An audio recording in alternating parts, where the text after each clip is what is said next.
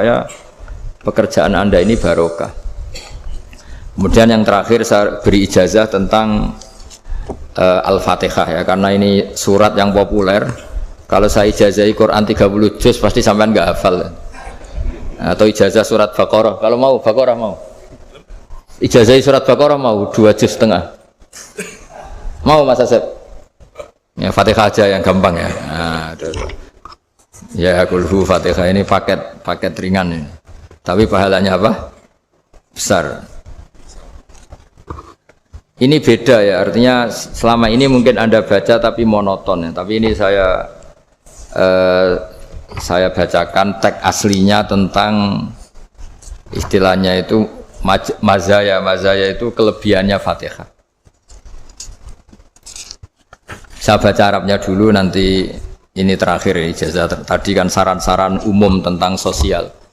Ya, pokoknya jadikan kebaikan itu punya nilai sosial yang baik lah. Jadi nanti orang yang nggak amanah nggak laku. Ya, calon bupati, gubernur, presiden yang nggak amanah juga nggak laku. Begitu juga kiai yang tidak amanah juga nggak laku. Suami yang nggak amanah juga nggak laku. Istri yang nggak amanah juga. Sehingga kebaikan ini jadi nilai sosial yang dalam tanda kutip sudah keniscayaan ya.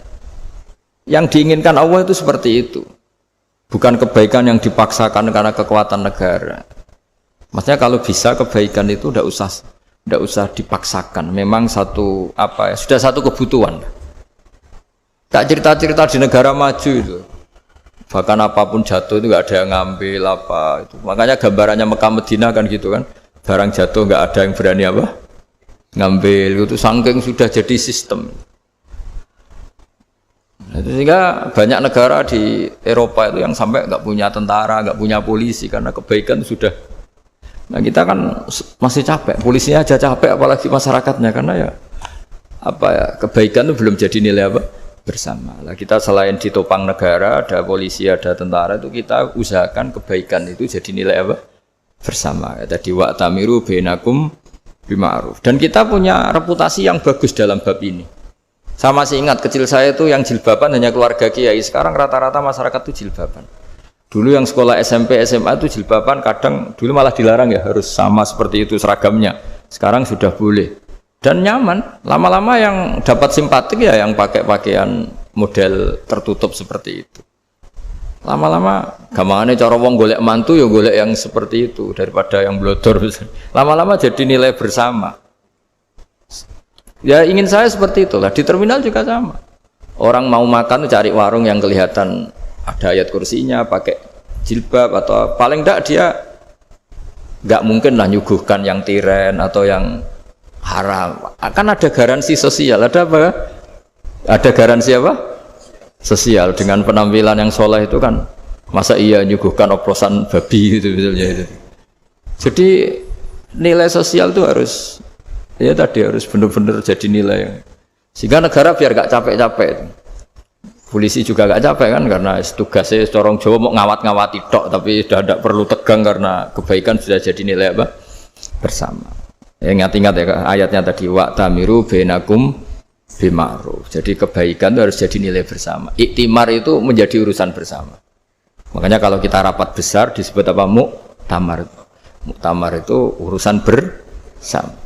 Ya tadi imamnya sholat juga menopang Gojek karena enggak lama-lama nopang Grab, nopang Kernet, nopang penjaga Indomaret, penjaga bensin, pom bensin. Lah dia hanya punya waktu 5 menit terus imamnya baca Baqarah kan. Iya imamnya mursyid, mungkin dia tambah lama tambah dapat aplaus dari muhibbinnya, tapi makmumnya dia tambah lama tambah dapat penghormatan dari pecintanya, tapi kitanya wah khusyuk wali kan, dia dapat status naik lah. Kita yang sudah tidak ikut jadi wali diganggu apa pekerjaannya. Kalau ada imam seperti itu sampai mufaroqah saja, niat ya Allah sampai sini saja saya makmum orang itu, silakan orang itu punya urusan sendiri dengan jenengan ya sudah, atau salib saja apa. Nah, itu boleh kalau dalam fikih namanya apa? Mufaroqah. Mufaroqah itu niat. Tapi kamu jangan langsung selonong mufaroqah, niat dulu. Pamit sama Allah bahwa sekarang mau mufaroqah. Tapi ya jadi sholat yang aneh kan, imamnya masih rukuk, kamu terus sujud, terus apa-apa selesai ya. Mungkin dalam pandangan itu orang lain ini maksudnya makmum gimana ini kok begini. Tapi sudahlah Allah Maha tahu. Insya Allah dimaklumi. Ya saya baca tentang Fatihah ya, karena sampean pasti sering baca Fatihah. Supaya apa sekaligus jadi jimat lah gitu. Jadi kalau kamu sering di jalan-jalan yang mungkin sepi atau mungkin kan tidak semua teman Grab itu nasibnya bagus yang di Semarang Jogja. Mungkin yang di Kalimantan, di Papua kan ada yang 10 kilo gak ketemu rumah, ya kan? Ya lihat di TV-TV itu kan kasihan kan, sudah 10 kilo gak ketemu rumah, penumpangnya kewekar preman tuh kan, ini makan orang enggak kan? Kan ujiannya dua, kalau penumpangnya cantik itu ya kecoba syahwat, kalau preman takut, jadi orang itu selalu ujian itu. Sing sedengan itu kan jarang orang itu. Jadi kalau penumpangnya perempuan cantik ujiannya itu syahwat, kalau preman ujiannya ketakutan. Kalau orang yang lemah bawa uang ujiannya kamu ingin garong. Jadi hidup itu memang semuanya ujian. Liyabluwakum ayyukum ahsanu amala. Makanya saya sering ditanya oleh teman-teman, Gus, nah ujiannya kenal wong wedok elek piye sama? Kenal wong ayu ujiannya syahwat, kenal wong elek ujiannya ngenyek, itu sama-sama dosa. Syahwat ya dosa, ngenyek juga dosa. Welek keriting untune metu ya dosa ngomong gitu. Kadang-kadang orang berpikir enak kancanan wong elek gak dosa. Kata siapa kancanan wong elek itu ya dosa karena bawaannya ngenyek. Ngenyek itu menyepelekan itu. Makanya saya itu ya nggak mau berteman sampean. Nanti kan bawaannya ngenyek atau seneng ya tidak tahu. Ya sudah ada takdir saja kalau ketemu ya tak ulang ngaji gitu. Tapi ini ngaji terakhir, setelah ini ngaji biasa aja, tidak usah resmi gini. Ngaji kok resmi aneh. Pokoknya nanti suatu saat kalau pandemi sudah berlalu saya akan ngaji Rebone, lalu ini ngaji. Ini ngaji yang kurang bagus karena ngatur kiai kurang berkah ini. Nanti tapi ya lumayan lah masih mau ngaji. Ngaji kok tanggal ini jam ini. Sekarang suatu saat kamu tak panggil, Mas Wahyu datang ke sini jam ini tidak mesti bisa. Mungkin pas ada acara apa, maaf ke sini pas ngecek pas apa. Jadi ya sudah tapi tak maafkan enggak apa-apa. Takdir ya. Tak bacakan supaya sampean tahu keramatnya bismillah. Nah, sebelum saya bacakan bismillah Fatihah, tak beritahu tentang ilmu tafsirnya karena ini penting sekali. Fatihah itu dawuhnya Allah, tentu itu dawuhnya Allah. Saya ulang lagi itu kalamullah. Tapi yang sudah diberikan kesampaian ke kita semua. Sehingga seakan-akan itu menjadi dawuhnya kita ke Allah. Jangan salah loh ya. Fatihah itu dawuh Allah tapi sudah diberikan ke kita. Sehingga posisi kita itu yang punya itu. Nah kenapa ini perlu dijelaskan? Karena nanti ada kalimat iyyaka na'budu wa iyyaka nasta'in. Kalau itu masih kalam Allah, berarti Allah ngomong ke kamu, ngendikan ke kamu, kepadamu aku menyembah. Masa Allah menyembah kamu? Nah sehingga ilmu tafsir itu menyelesaikan itu dulu ya. Saya ulang lagi ya, sebelum sampean sering baca Fatihah, aku yakin ya sering baca. Tapi barokahnya tidak paham itu tidak pernah janggal. Enggak paham itu ya penting supaya tidak iskal, tidak janggal.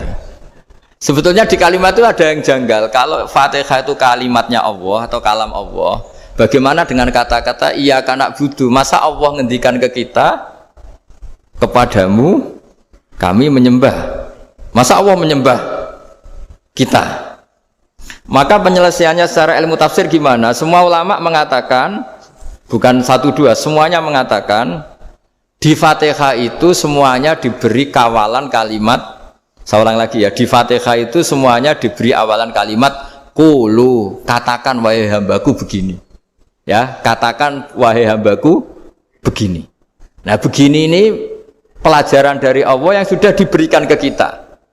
Terus kita mengatakan bismillahirrahmanirrahim, alhamdulillahirabbil, termasuk kita mengatakan iyyaka na'budu wa iyyaka nasta'in. Jangan bayangkan Allah ngendikan ke kita. Kalau Allah ngendikan kita berarti gini, hei Wahyu, ihdinas siratal mustaqim, tunjukkan saya jalan yang benar. Nah nanti kamu terus, ya Allah, Anda aja minta tolong saya minta tolong siapa kan? Jadi panjang kan? Ya, saya ulang lagi ya. Jadi itu di Ulumul Quran diterangkan gimana? Sebelum baca Fatihah, ya. Fatihah itu kalamullah, ngendikane Allah, tapi yang sudah diajarkan ke kita dan sudah milik kita, sehingga kalimat itu menjadi milik kita. Tapi ya kalamullah, tetap kalamullah, tapi sudah menjadi milik kita. Udah paham ya? Ya pinter nah. Ya, karena kalau tanpa penjelasan seperti ini Anda akan iskal. Bagaimana Allah iskal itu janggal, bagaimana Allah mengatakan iya anak budu. Kan jadi aneh ya? Ya, jadi tak jelaskan secara ilmiah ya. Jadi kata ulama-ulama tafsir, ayat-ayat Quran seperti ini sebetulnya dimulai dari qulu apa? Meskipun enggak dilafatkan. Itu kan sama dengan qul huwallahu ahad Muhammad. Katakan kalau Tuhan itu satu. Ya namanya Quran itu kan kalam Allah, membina nabinya, membina umatnya. Makanya dikatakan atau enggak, di sini tersembunyi kata qulu, katakan. Ya. Jadi ya ibarat apa itu? Kamu ngajari anak kamu lah. Le, panggil jenengan bapak kula. Itu maksudnya anak itu, kalimat itu kalimat kamu, tapi kamu ajarkan ke anak kamu. Terus anak kamu bilang, Pak jenengan bapak kulo. Nah, ketika kamu mengatakan jenengan, bukan kamu mengatakan jenengan anakku, berarti anakmu itu bapakmu, kan lucu kan? Anak kamu ajari jenengan bapak kulo, kamu engkau bapak saya. Terus anak kamu mengulang jenengan atau kamu bapak saya. Berarti itu kalimat yang kamu ajarkan, tapi sekarang sudah milik anak kamu. Kalau itu kalimat kamu kan lucu, masa anak kamu bilang bapak. Nah itu seperti itu. Jadi ulama memberi solusi atau jawaban iya karena abudu. Iya itu sebelumnya ada kata-kata qulu, katakan wahai hambaku, hubungan kamu dengan saya adalah katakan iya karena abudu wa iya karena nasta'in. Terus hubungan kamu dengan saya katakan juga dalam doamu ihdinas siratal mustaqim. Jelas ya, jadi itu kalam Allah yang sudah milik kita karena diajarkan Allah untuk kita. Dong ya? Ya dong, gak jelas gak. Tapi bagus, gak jelas itu bagus. Kalau kamu jelas gak jadi dikrem, jadi gubernur.